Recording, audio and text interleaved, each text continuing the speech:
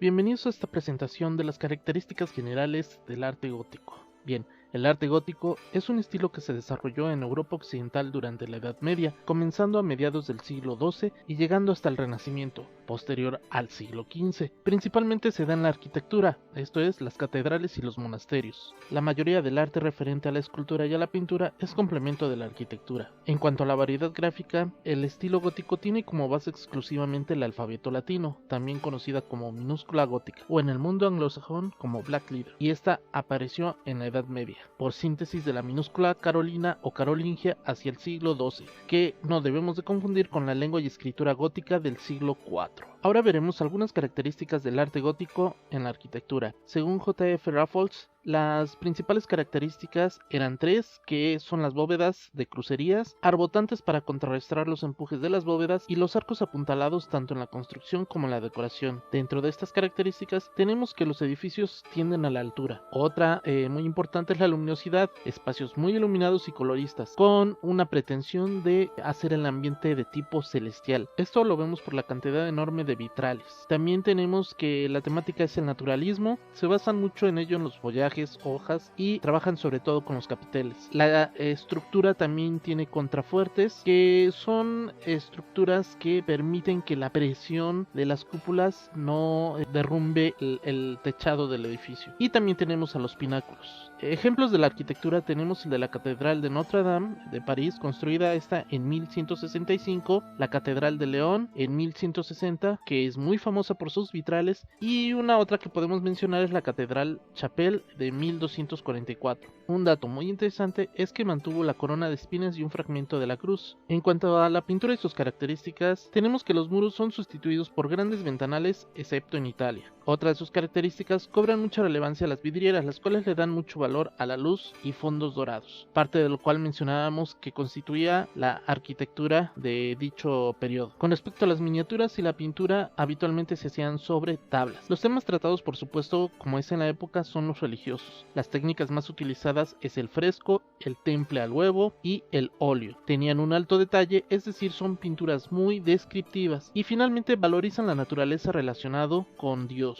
Se consideran diversas etapas de la pintura, en específico cuatro, que son gótico lineal en el siglo XIII, italogótico del siglo XIV, gótico internacional que fue durante el siglo XV y finalmente la etapa hispano-flamenca a finales del siglo XV. Algunos autores consideran más como una época de transformaciones por sobre una continuación del románico. Entre los pintores más destacados tenemos a Ferre-Bassa y los hermanos Jaume Piret y Joan Serra. Finalmente, durante este pequeño recorrido por el arte gótico tenemos a la escultura. Dentro de sus características principales, los materiales empleados son la piedra, madera, generalmente policromada, el marfil y el metal. Predomina el naturalismo. La temática, por supuesto, religiosa. También tenemos que se constituye de figuras alargadas con sutiles ropajes. Algo muy característico es que las figuras en su faz siempre tienen una sonrisa con ojos rasgados. Sus labios son breves o delgados y el relieve gana profundidad al disponer de múltiples planos atendiendo la perspectiva. Ejemplos de ellos tenemos a la Santa Capilla de París, la Catedral de Chartres, la fachada de Saint-Denis,